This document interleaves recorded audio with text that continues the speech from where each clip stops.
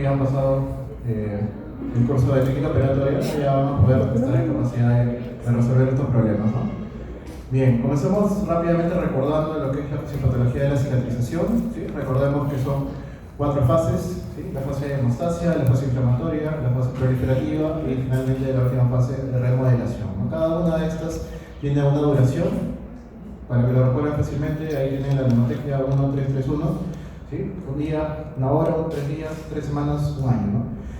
Esto es importante, ¿no? ¿Por qué? Porque más o menos nos permite reconocer qué tanto va a demorar la cicatrización de una herida, ¿no? En qué escenarios, cuánto tiempo debo esperar, ¿sí? Eso es importante. Obviamente la primera fase es la fase de control del sangrado, que es la hemostasia, que es la fase más rápida. Y ya luego vendrá la fase inflamatoria, donde se busca justamente eliminar la cantidad de gérmenes que pudieran haber ingresado a través de la herida, ¿no? A través de los neutrófilos. Y posteriormente esa reacción inflamatoria va a inducir a la migración de fibroblastos, ¿no? Que ya me va a dar pase a la siguiente fase, la fase de proliferación. En esta fase pues van a también migrar macrófagos, ¿no? Se va a confeccionar lo que es la matriz de la herida, de la cicatriz, ¿no? Y básicamente pues también es esta la fase donde se hace el fenómeno de reepitelización, ¿no? La reepitelización es cuando la herida cierra el epitelio, ¿no? Y se termina de hacer hermética al exterior, ¿no? Eso es importante, ya que la posibilidad de que una bacteria o algún agente ingrese a esta herida una vez pasada esta fase es mucho más complicado, ¿no? Específicamente en esta fase voy a hacer énfasis porque cuando nosotros hacemos una sutura, prácticamente lo que estamos buscando o lo que estamos haciendo, ¿sí? Es que esta fase de reepitelización se vuelva mucho más rápida, ¿no? En vez de esperar 3 semanas, el tiempo que vamos a esperar es de 48 horas. Cuando nosotros hacemos una sutura, al aproximar los bordes de la herida, estamos induciendo a la reepitelización. Eso quiere decir que en 48 horas esa herida va a estar reepitelizada, ¿no? Es decir, que su proceso de cicatrización se acelera, ¿ya? Asimismo, recordarles también este gráfico que básicamente habla de los tipos de heridas, ¿no? De acuerdo al grado de contaminación, ¿no? Dentro de estas heridas pues encontramos lo que son las heridas limpias, las limpias contaminadas y las sucias, ¿no? Ahí podemos ver incluso el porcentaje de posibilidad de infección que pudiéramos tener ante este tipo de heridas, ¿no? Y de manera práctica, digamos, para recordar qué herida es cuál, ¿no? Básicamente pues las heridas limpias son aquellas heridas que no tienen ingreso a epitelios, ¿no? ¿Y qué epitelios tenemos en nuestro organismo? Tenemos el epitelio respiratorio, el epitelio gastrointestinal y el epitelio genitourinario, ¿no? Entonces toda cirugía que no haya ingresado a alguno de estos epitelios, por ejemplo, una cirugía de piel, nada más, ¿no? De repente una cirugía plástica, o una cirugía que involucre solamente los huesos, una cirugía de traumatología, ¿no? Una reducción, una fijación interna, etc. Eso vendría a ser, siempre que pues no haya habido una brecha de contaminación previa, vendría a ser una cirugía que tenga una herida limpia, ¿no? Ahora, si es que ha habido un ingreso a alguno de estos 3 epitelios de manera premeditada, o sea, programada, entonces ahí ya estamos hablando de una herida limpia contaminada, ¿no? Por ejemplo, una cirugía electiva de vesícula, ¿no? Una colecistectomía, por ejemplo, laparoscópica electiva, ¿no? No estamos en un evento que ha conllevado una inflamación, una infección, ¿no? Simplemente es una cirugía electiva, pero estamos pues abriendo este epitelio gastrointestinal, específicamente pues el de la vía biliar, ¿no? Y por lo tanto lo consideramos una herida limpia contaminada, ¿no? Ahora, si la contaminación es evidente, o sea, no es algo que nosotros hayamos premeditado, sino es algo que sucedió durante la cirugía o que ya había sucedido previamente, ahí estaremos hablando de una herida contaminada, no limpia contaminada, sino contaminada.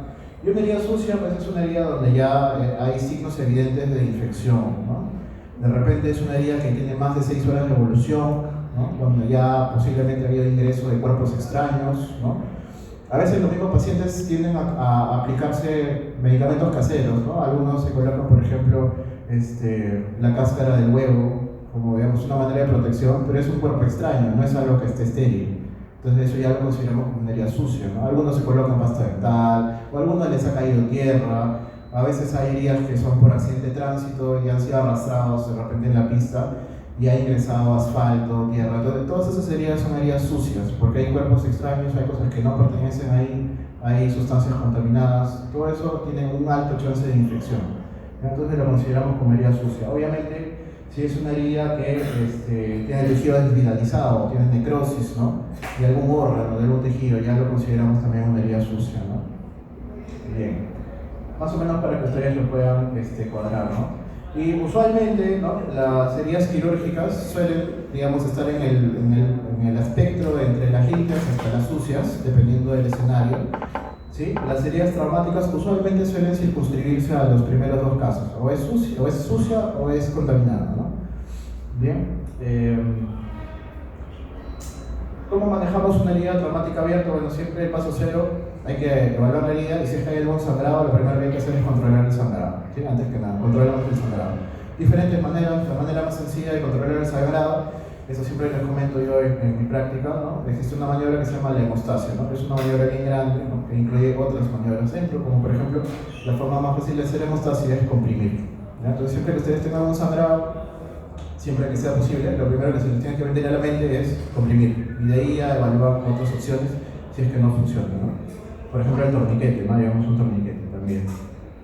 Luego, paso 1, planificar. ¿Por qué planificar? Porque nosotros vamos a cerrar esta herida, entonces todos los materiales que yo voy a utilizar tienen que estar a la mano, ¿no? No puede ser que yo esté suturando y necesite tal cosa y le pido que por favor me traigas, ya no, ¿no? O sea, todo tiene que estar en el momento donde yo voy a estar haciendo la sutura. Y igualmente el lugar tiene que estar acondicionado, ¿ya? Si yo no veo bien, la luz no me sirve, la posición es incómoda, estoy suturando agachado, todo eso va a jugarme en contra, va a hacer que mi sutura sea más difícil de lo que ya es, ¿ya? Entonces, siempre es importante planificar los materiales y el lugar donde voy a hacer mi sutura, ¿ya? Luego, obviamente, la higiene de manos, tengo que lavar mis manos, por supuesto, colocarme los guantes, explorar la herida, ver cuál es la magnitud de la herida, ¿no? Hasta dónde ha llegado, qué ha afectado, ha llegado a tendón, no ha llegado a tendón, ha afectado a algún órgano, no ha afectado a órgano, hasta dónde llega, es superficial, es profunda, cómo es regular, es irregular, hay sangrado, no hay sangrado, ¿no? Todas esas cosas hay que observar para saber qué cosa es lo que vamos a hacer.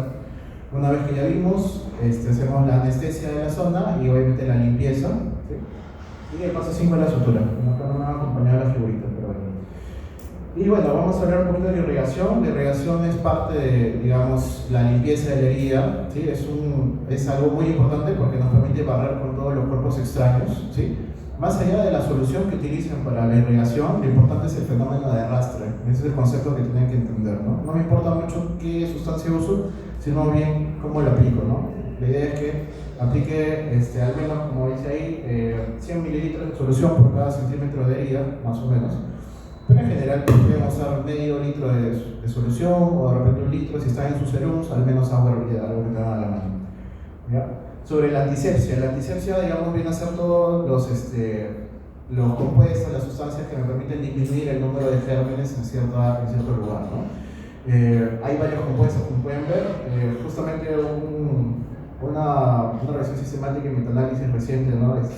Un network metaanálisis, evaluó varios estudios con varios compuestos, y aparentemente el que tenía mejor performance era la clorexidina de tipo alcohólica, ¿no?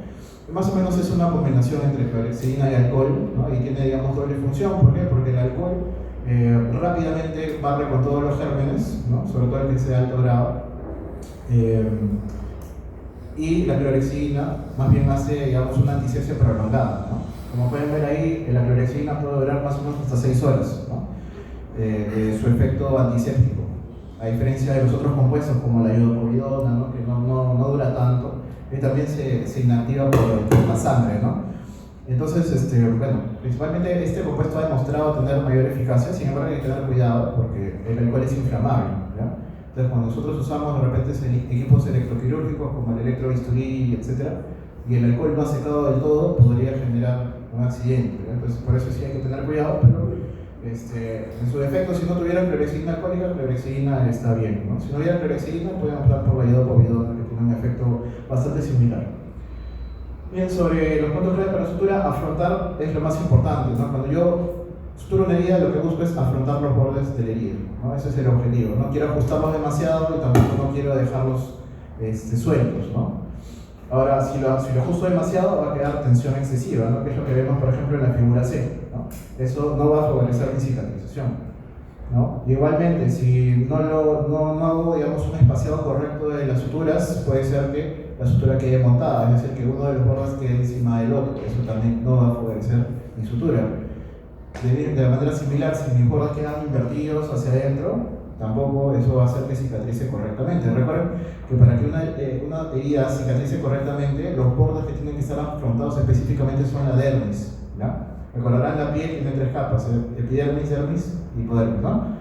La parte, digamos, que le va a dar fuerza a mi cicatriz es la dermis, que está compuesta por colágeno, ¿ya? Entonces, si los dermis no están afrontadas, la herida no va a cicatrizar. En el momento que ustedes saquen los puntos, la herida se va a volver a abrir otra vez y el proceso de cicatrización se va a enlentecer, ¿ya? Entonces la sutura tiene que estar correctamente hecha, afrontando correctamente los bordes. Y recuerden, la revitalización es el fenómeno que nosotros estamos acortando. Ya no va a durar de repente 3 semanas, en una herida abierta sería el tiempo normal, sino va a ser 48 horas, que es mucho menos tiempo, ¿no? Listo. Bueno, sobre el material de sutura, normalmente para piel nosotros solemos utilizar lo que es el monofilamento no absorbible, sintético, específicamente hablamos del nylon, ¿no? Que es un hilo que es un material que es relativamente barato, que cumple bien la función de afrontar los bordes, tiene la ventaja de que es monofilamento, es decir, que hay menos chance de que los gérmenes se metan dentro del filamento y produzcan infecciones, como en el caso de los multifilamentos, ¿no? Entonces el nylon es una buena elección. Y bueno, dentro de los tipos de aguja, la aguja que vamos a usar para piel obviamente son las agujas cortantes. Como ya habrán experimentado en su quinta práctica, y si no en las prácticas anteriores, la piel es un elemento que no es del todo blando, ¿no? Sino más bien es un poco duro, y necesitamos una aguja cortante para poder penetrar este tejido, ¿no? Ya está. Bien, sobre los tipos de punto, pues existen varios tipos de punto. Específicamente para piel, yo les aconsejo utilizar el punto discontinuo simple, ¿sí? Que es relativamente sencillo, cumple su función, y en el caso pues de que ustedes vean que los bordes no están quedando correctamente, está quedando montado, no hay algo que no está bien, pueden optar también por el punto colchonero, ¿no? El punto colchonero, específicamente el colchonero vertical, es un muy buen punto, me afronta bien los bordes, ¿no? Me permite un buen manejo del afrontamiento, me da una diversión también de los bordes, lo cual favorece la cicatrización, y hasta cierto punto incluso es un poco más resistente que el punto simple, ¿no? Entonces, el colchonero siempre es una buena elección. Lo único es que demora un poco más porque obviamente pues tiene que hacer un recorrido extra, ¿no? Sobre los otros puntos, el Soulier, el intradérmico continuo, o también conocido como subdérmico, también le dicen, ¿no? Son puntos continuos, es decir que aquí lo que lo favorece a ellos es el tiempo, porque obviamente lo vas a cruzar más rápido, ¿sí? Pero obviamente pues el continuo no tiene una estética muy buena, digamos, a algunos pacientes no les gusta, ¿no? Es cierto también que si retiras el punto continuo no puedes retirar, digamos, punto por punto, sino que tienes que retirar toda la línea de sutura en un solo tiempo. A veces puede ser que no sea lo más adecuado, ¿no? Y en cuanto al intradérmico, pues si bien es muy estético, el problema es que no tiene mucha fuerza para resistir la tensión. Si es una herida, digamos, con pérdida de tejido, que han perdido un pedazo de piel, o es una herida que está a tensión porque es una zona de repente de tensión, como por ejemplo, de repente se me ocurre acá, la zona extensora de los dedos, ¿no? Ese tejido constantemente va a estar en movimiento, así no lo quieras. El paciente tiene que hacer esto para escribir, para agarrar algo, para lo que sea, va a hacer esto. Entonces, en ese momento la tensión de la sutura aumenta, y si el hilo no tiene la suficiente fuerza, o el punto no tiene la suficiente fuerza para aguantar, la herida se va a comenzar a abrir, y eso puede ser un problema, ¿no? Entonces, ese es el problema pues, del punto intradérmico. No es muy estético, pero en ciertas circunstancias no es lo más adecuado. Entonces, discontinuos, lo más sencillo, tiene su efecto colchonero para piel, ¿no? A ver, vamos a ver un videito sobre cómo se hace una sutura, nada más para refrescar. Ustedes pues ya más o menos han hecho eso bastantes veces, pero para recordarlo, vemos que se carga la aguja, más o menos alrededor entre el tercio proximal y el tercio medio, ¿no? Y se va a colocar el punto más o menos medio centímetro de cada borde de la herida, ¿no? En total, pues el punto debería abarcar alrededor de 1 centímetro. Esto es dependiendo obviamente del grosor de la piel, de en qué zona del cuerpo me encuentre, puede ser que requiera más carne o menos carne, ¿no? Pero de manera estándar, medio centímetro a cada lado está bien, como ven ahí, ¿no? Y una vez se perfora ambos lados, se procede a hacer el nudo instrumental, ¿no? Entonces, como pueden ver ahí, generalmente solemos preferir el nudo cirujano. Como pueden ver ahí, le dio 2 vueltas al inicio, ¿no? Y el regreso es una sola vuelta, ¿no? Lo que le llamamos el nudo y el contranudo, ¿no? El nudo inicial es doble, ¿no? Y tenemos un punto simple, ¿no? Más o menos. ¿Cuándo no sutura una herida? Bueno, esto es un poco controversial, ¿no? Pero hay algunos escenarios donde de repente es conveniente no suturar, ¿no? Por ejemplo, cuando es una herida sucia, ¿no? De repente es una herida que está contaminada, tiene una contaminación importante, hay cuerpos extraños, tiene más de 6 horas de evolución, hay de repente salida de contenido visceral, ¿no? O sea, es una herida evidentemente contaminada. En algún momento también las heridas por mordedura canina se consideran heridas sucias, ¿ya? Sobre todo aquellas que son puntiformes, ¿ya?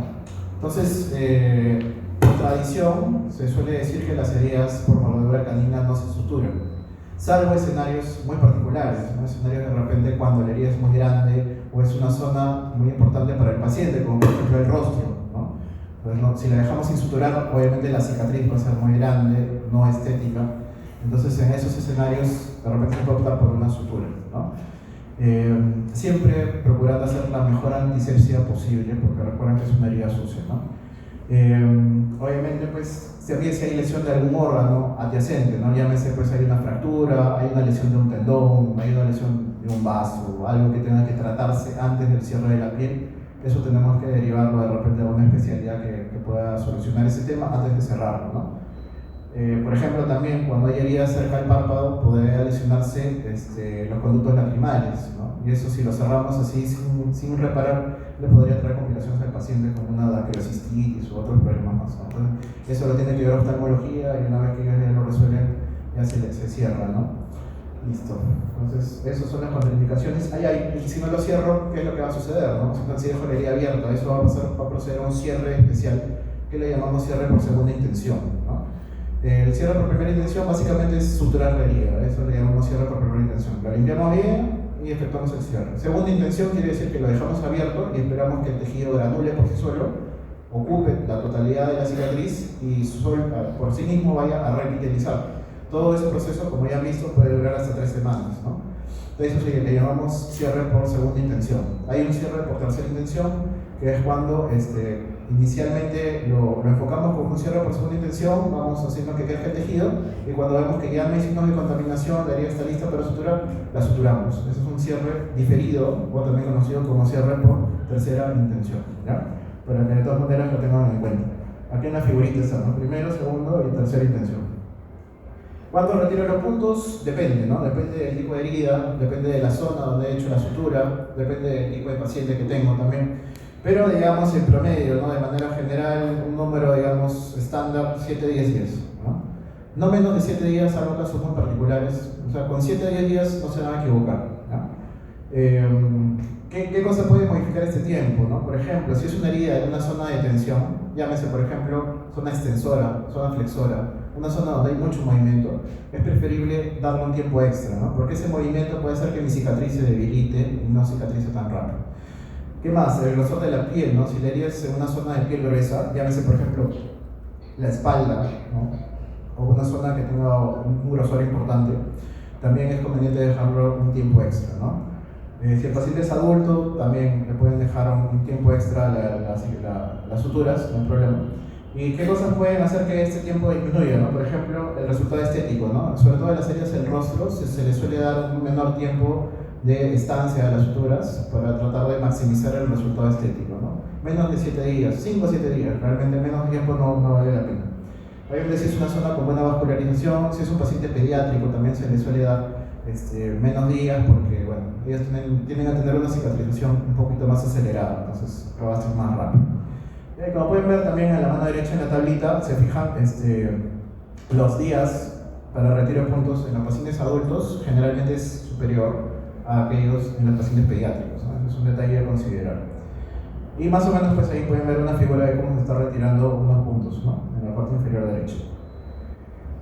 Casos especiales. Este es el caso de la mordedura canina, específicamente, ¿no? O mordedura en general, pues, ¿no? Una herida por mordedura animal se considera una herida sucia, ¿no? ¿Por qué? Porque los gérmenes de la boca de cualquiera sea el animal, perro, gato o incluso humano, van a contaminar mi herida, ¿sí? Entonces, eso me lleva a una alta probabilidad de que la herida se infecte.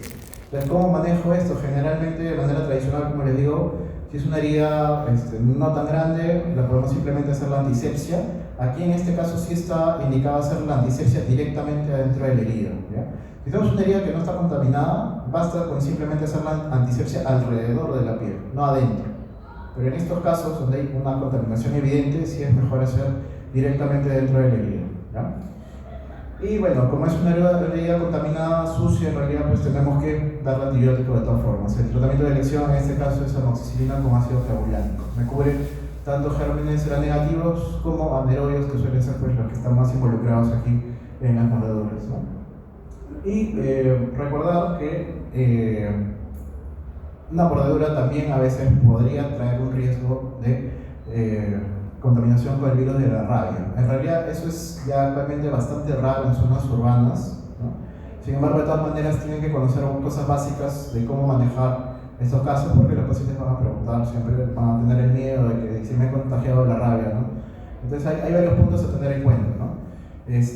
Uno que por sí en regiones urbanas es bastante complicado, no es algo bastante frecuente en realidad.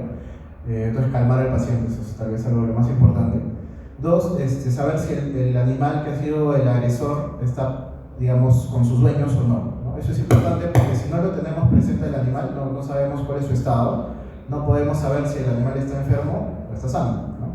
Entonces, si el animal está huido, ese es un criterio para que inicie profilaxis con la vacuna antirrábica, por ejemplo, ¿no? Dos, si el animal tiene algún comportamiento extraño, sospechamos que tiene alguna enfermedad, podría ser rabia, tal vez, no sabemos, como por ejemplo falta de coordinación, hidrofobia, agresividad, ¿no? Entonces, si hubiera algo de eso, también vacuna de la rabia, ¿no?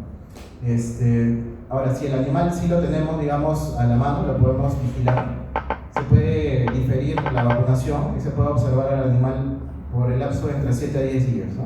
Si durante esos 7 días el animal no muestra ningún signo de enfermedad, ya no hay que vacunar contra ningún tipo de virus, ¿no? Obviamente, si el animal es silvestre, de todas maneras sí tenemos que iniciar algún tipo de vacunación, ¿no? Y también, pues, dependiendo del grado de exposición, esto puede variar, ¿no?